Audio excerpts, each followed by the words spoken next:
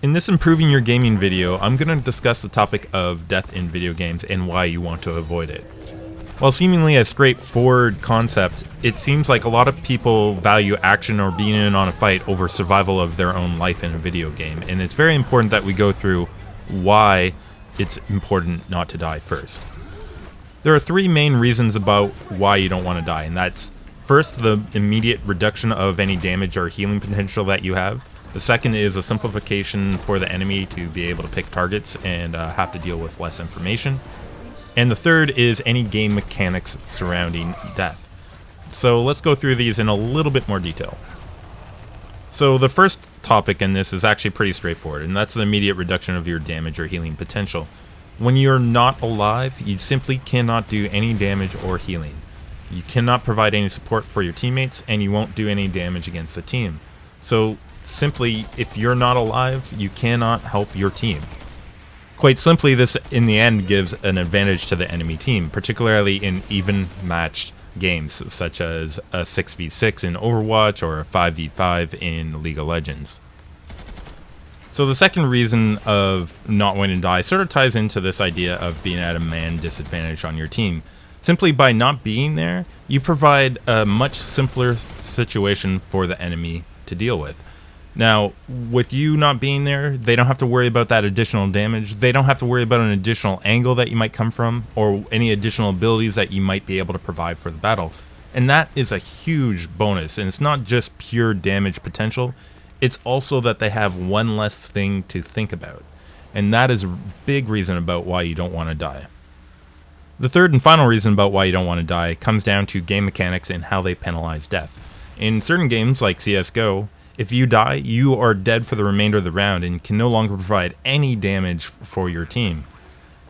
In other games that allow respawning, like League of Legends or Overwatch or PlanetSide 2, if you die, you have a respawn timer as well as that time to get back to the fight.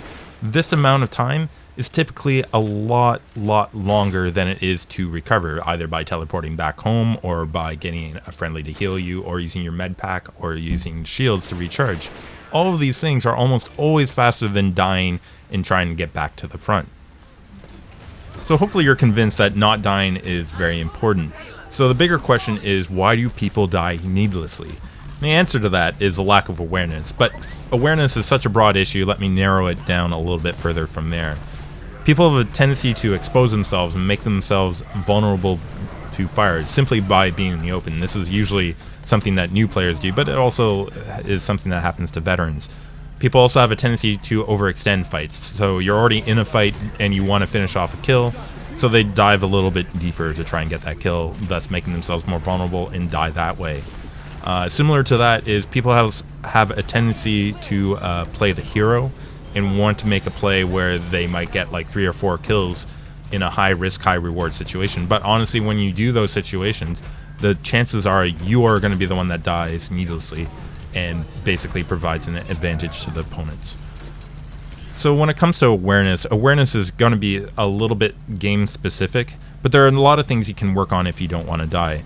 Some of these are true in general. So in general, when it comes to not wanting you to die, you should be worrying about your positioning, about making sure you're not exposed, about making sure that you have an escape path in order to be able to retreat and recover if that's a potential.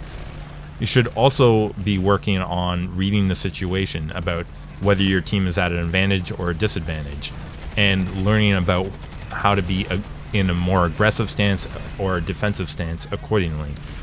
And you should also be learning and practicing patience in these battles. You should be learning not to overextend yourself, not to dive too deep in order to secure a kill. You should also be learning patience in terms of not wanting to stay in the action when you have a recovery mechanic, like maybe teleporting back to base or having a shield recharge. Patience is probably the most underrated thing in making sure you don't die. So just to close off the video, I just wanted to, again, remind people that you should not die. Dying is an immediate reduction of your damage and healing potential. It provides a simplification to the situation for your enemies, and there are penalties provided by game mechanics, so avoid dying, please. I do plan on getting into the details of not dying for specific games like Overwatch or PlanetSide 2 in the future, so keep your eye out for that.